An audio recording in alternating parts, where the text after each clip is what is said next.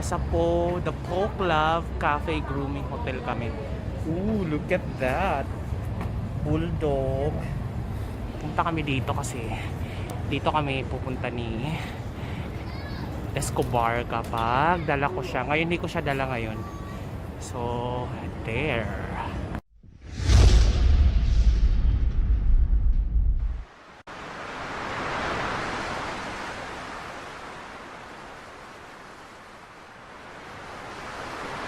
Na? Ano? Sana? Tara, scam! Ano? Marking ka? Marking?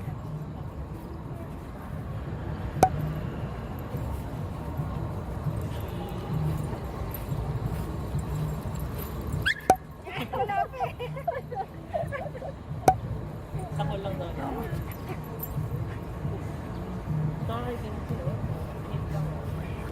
A few moments later.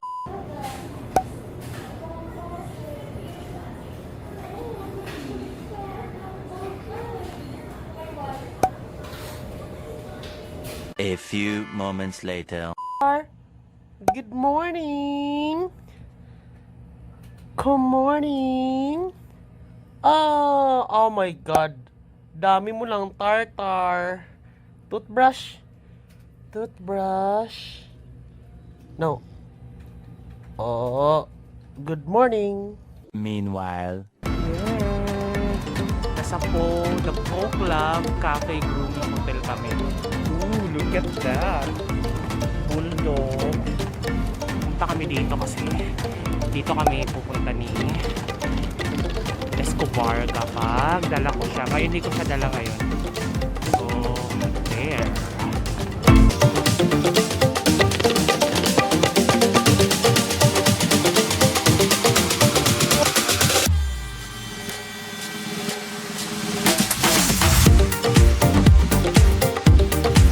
Guys, look at that. Ambol ba to? Okay, may grass dito guys. Sarap pala dinala ko si ano. Ambol ba to? Labrador? Ambol ba to? Ambla? Pwede siya maglaro. My God, tinan mo yung coat niyang kinis. Wala siyang dermatitis. Pwede siya mag-slide dyan.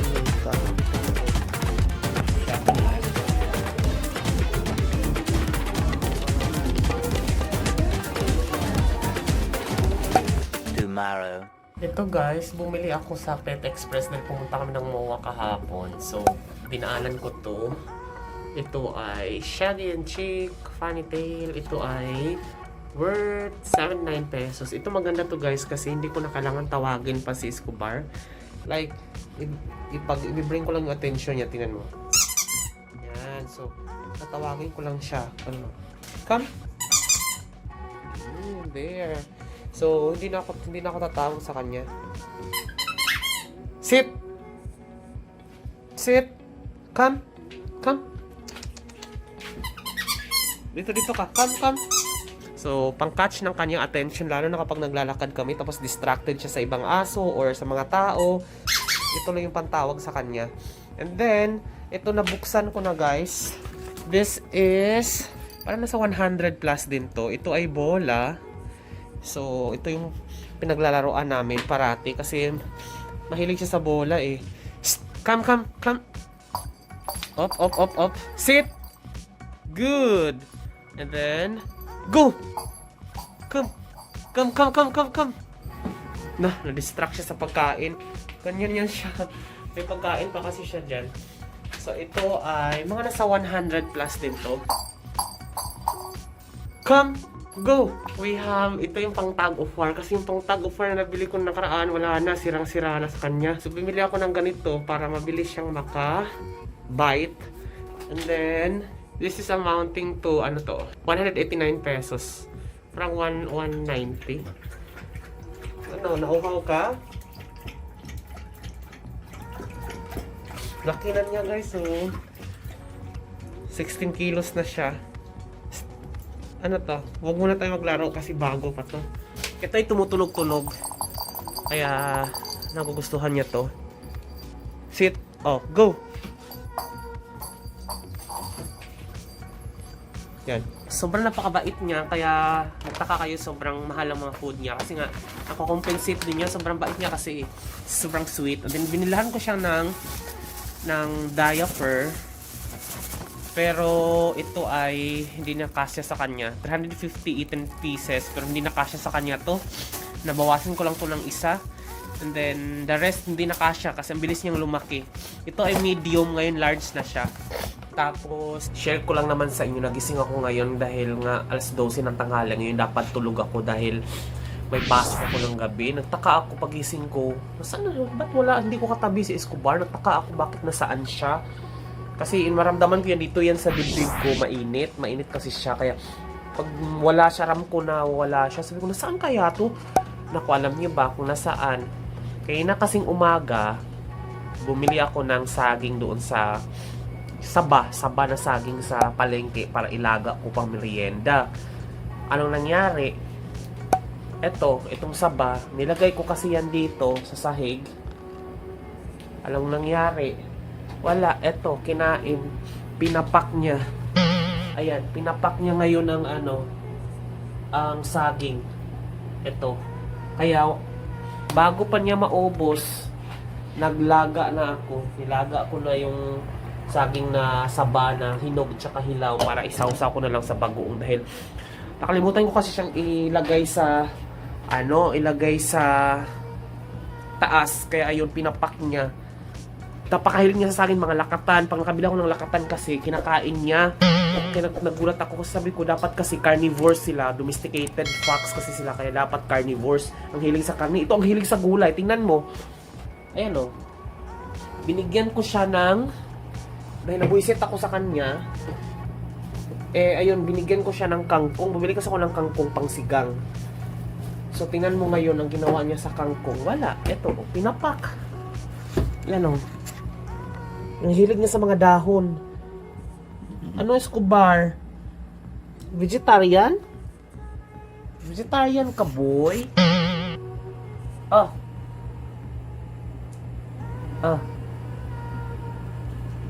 Sobrang hilig niya sa gulay. Ang hilig niya sa gulay talaga. Tapos sa mga sitaw, sinigang. Lalo na sa sinigang, di ba, na may sitaw at saka kangkong. Yan, binabaho ko sa kanin, tsaka sa dog food. Nauubos niya ang dog food. Actually, bumili ako sa kanya ng karne. Ayan. Bumili ako sa kanya ng giniling na karne. Hindi niya kinakain ng karne. Gulay ang kinakain niya. Nakakaloka nga eh. Sabi ko, mas tipid, pero kasi ang tiyan kasi ng aso is not designed para mag-consume ng mga mga gulay. Pero tutong-tuwa. Ayan oh. Pinapapak niya talaga ang gulay, girl. Oh. Tapos bumili ako ng lettuce nung nakaraan kasi nag-DIY ako, samgyupsal. Ayan oh. Bumili ako ng lettuce. Ito, ayan siya. Pag binigyan ko yan ng lettuce, papapakin niya. Tingnan natin ha. Kasi yung lettuce na nilagay ko yung pinagputulan ko nito, nilagay ko sa basurahan. Kinalokan niya sa basurahan at kinain niya yung mga dahon talaga, promise. Ito oh. Escobar! Good boy! Oh. Oh, ayan oh. Vegetarian ka? Ano? Vegetarian ka, boy? Yan oh, pinapapak niya yung pinapapak niya ang dahon ng lettuce. Kakaloka. Kaloka, diba? Tingnan mo naman guys, oh. Hindi niya inubos ang dog food. Ang dami na nito na ipon. Pero gulay. Ayan oh, kinakain niya pag mga gulay. Ayan oh. So, gulay talaga ang gusto niya. Ayun, nagkalat ang kanyang gulay. Ubusin niya yan. Kaloka. Wala, ang saging pala, naubos na. Escobar? Pinapak mo yung saging, Pati balat, mga bakla, kinain niya. Yan, saging yan. Pero yung mga buton niya, nandun yung mga buton niya, oh. Yan. Dedma. Dinedma lang niya yung mga buton niya.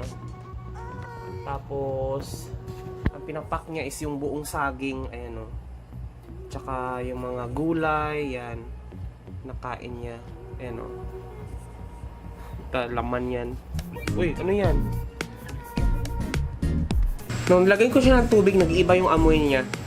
Parang amoy ano siya, probiotic drinks. Yung parang amoy suka. So, yun.